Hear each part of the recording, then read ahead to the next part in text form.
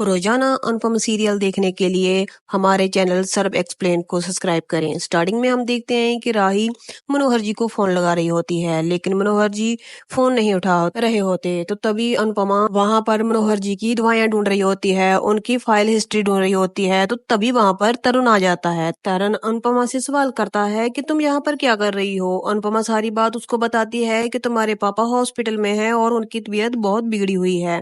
तो तरुण उस पर इल्जाम लगाता है और कहता है कि मेरे पापा हॉस्पिटल में है और तुम क्या चाहती हो कि सोना चांदी लूं और मैं जहां से चले जाऊं, इस बात का फायदा उठाना चाहती हो। तरुण अनुपमा से पूछता है कि घर के कागजात कहाँ हैं। अनुपमा कहती है कि मुझे इसके बारे में कुछ नहीं पता, मगर वो दबाव डालता है और इधर उधर सामान फेंकने लग जाता है और कहता है तुम चाहती हो कि मेरे बाद तुम उस बुड्ढे से साइन कराओ और अपने घर नाम करवा लो। तो मगर वहां से अनुपमा दवाइयां हाथ से छीनती है और भागने लग जाती है और वो दवाइयां लेकर वहां से भाग जाती है। आगे हम देखते हैं कि राही प्रेम को बता रही होती है कि मैं पंडित जी को फोन लगा रही हूँ, मगर वो फोन नहीं उठा रहे।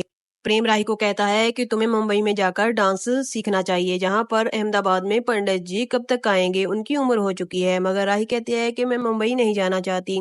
तो प्रेम पूछता है कि तुम जाना क्यों नहीं चाहती। तो राही बहुत ही गुस्सा होती है और कहती है कि तुम्हें एक बार कहा ना मैं नहीं जाना चाहती। तो उनके बीच बहुत झगड़ा हो जाता है। तो तभी वहां पर माही आ जाती है, उन दोनों को दिख रही होती है। प्रेम कहता है मैं जितना भी तुमसे प्यार जता लूं मगर तुम खुश नहीं होगी। तो प्रेम ये कहकर वहां से चला जाता है। राही भी वहां से चली जाती है और माही कहती है कि मैं तो हमेशा से यही कह रही हूँ कि इन दोनों के बीच कभी नहीं बनेगी। आगे हम देखते हैं कि बापूजी कुछ अलमारी से ढूंढ रहे होते हैं। बा वहां पर आती है और कहती है कि आप क्या ढूंढ रहे हैं, आप मुझे बताइए, मैं आपकी हेल्प कर दूंगी। तो बापूजी कहते हैं कि मैंने पेंशन में से कुछ पैसे जहां पर बचा कर रखे थे मगर मुझे वहां मिल नहीं रहे। तो वहीं पर किंजल आती है और कहती है कि ये पैसे आपके तोशु ने ले लिए होंगे, मेरी एक छोटी इयररिंग थी वो भी मुझे मिल नहीं रही। तो किंजल बहुत रोने लग जाती है और कहती है कि अब मैं थक चुकी हूँ, शायद मम्मी की बात मान लेती। वो कहती थी कि तोशु को छोड़कर चली जाओ, काश मैं तोशु को छोड़कर चली जाती और कहीं और रहने लग जाती। किंजल माँ और बापू से माफी मांगती है और बापूजी कहते हैं कि तू बेटा हमसे माफी क्यों मांग रही है।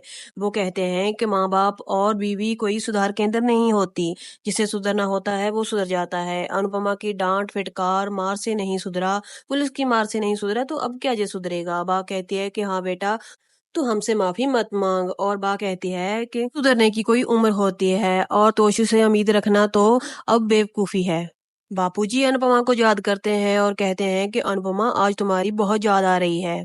आगे हम अनुपमा को देखते हैं, वो भागी भागी हॉस्पिटल में जाती है, डॉक्टर साहब को दवाइयां देती है और डॉक्टर साहब कहते हैं कि अभी मनोहर जी की हालत में सुधार नहीं है, शायद कल तक सुधार हो जाए। डॉक्टर साहब पूछते हैं अनुपमा से और कहते हैं कि क्या इनकी फैमिली में कोई और नहीं है।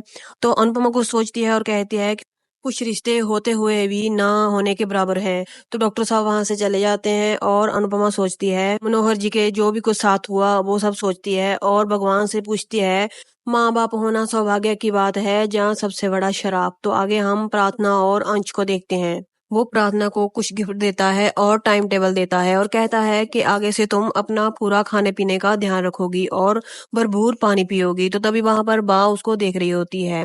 प्रार्थना वहां से चले जाती है, अंश जाने लगता है और बा उसको आवाज देती है और कहती है कि प्रार्थना बच्ची नहीं है जो तू उसके सामने आया बनकर उसके पीछे आगे घूमता रहता है। अंश बा को चुप रहने के लिए कहता है और बा कहती है कि मैं तो चुप रहूंगी मगर लोग चुप नहीं रहेंगे, लोग चुप रहेंगे तो कुठारी नहीं चुप रहेंगे। आगे हम जसप्रीत और भारती को देखते हैं, वो परेशान हो रहे होते हैं कि अनुपमा अभी तक नहीं आई। तो तभी वहां पर अनुपमा आ जाती है और वो लोग उससे पूछते हैं कि तुम आज इतना लेट क्यों हो गई।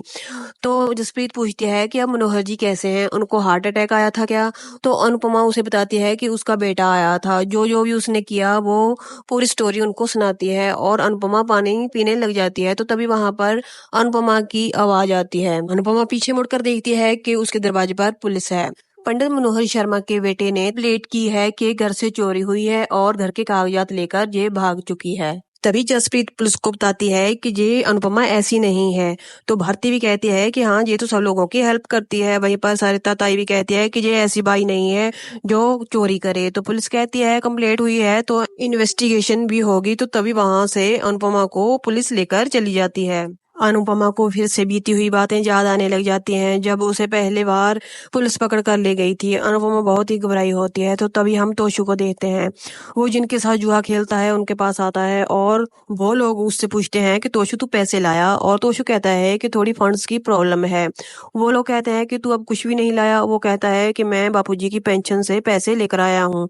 वो कुछ पैसे उन लोगों को दे देता है। तो वो लोग वहां से चले जाते हैं। तो तोशु वहां से जाने लगता है तो एक आदमी उससे टकराता है और कहता है कि शाह हाउस कहाँ पर है। तो तोशु कहता है कि क्या हुआ। वो उनको बताता है कि अनुपमा के पति अनुज ने एक उनके लिए पॉलिसी खरीदी थी जो आज मैच्योर हो गई है। तो तोशु सुनकर हैरान रह जाता है और कहता है कि मुझे बताइए, मैं उनका सगा बेटा हूँ। तो वो उस पर विश्वास कर लेता है और उस तोशु के साथ वो बंदा चले जाता है। आगे हम देखते हैं कि प्रेम और माही गाड़ी में जा रहे होते हैं। प्रेम का राही का ही गुस्सा मन में होता है और वो बहुत बड़का होता है। और माही पूछती है कि तुम इतने गुस्से में क्यों हो, तुम राही के साथ झगड़ क्यों रहे थे। तो प्रेम कहता है कि मैं नहीं झगड़ रहा था, हम दोनों ही झगड़ रहे थे। तो माही कहती है कि वो बचपन से ही ऐसी है, जिसने अनुमा का प्यार नहीं समझा उन्हें छोड़कर चले गई तो वो और क्या ही समझे। माही एक भी मौका नहीं छोड़ती भड़काने के लिए, वो प्रेम को भड़का रही होती है। आगे हम देखते हैं कि अनुपमा को पुलिस स्टेशन में ले जाया जाता है। वहां पर एक पुलिसकर्मी तरुण से बात कर रहा होता है। तरुण कहता है, ये औरत हमारे घर से सोना चांदी और घर के लीगल पेपर लेकर भाग चुकी है। 4 दिन इसको जेल में रखिए, ये सब कुछ उगल देगी। इसको छोड़ना मत, ये माफी मांगेगी, गिड़गिड़ाएगी, मगर इसकी एक भी नहीं सुनना। तो वो पुलिसकर्मी कहता है कि आप चिंता मत कीजिए, हम इससे सब कुछ पूछ लेंगे। तो पुलिसकर्मी कहता है कि ये चोरी कर कर भागती है। तो अनुपमा हाथ जोड़कर गिड़गिड़ाती है और कहती है कि मैंने चोरी नहीं की। महिला पुलिस वाली कहती है कि शहर की सबसे बड़ी शख्सियत के घर में चोरी हुई है, इन्वेस्टिगेशन तो होगी। तो अनुपमा फिर से हाथ जोड़ती है और कहती है कि मैंने कुछ नहीं किया, जो कुछ भी किया है तरुण ने किया है। मनोहर जी के बेटे तरुण ने ही घर में तोड़फोड़ की है।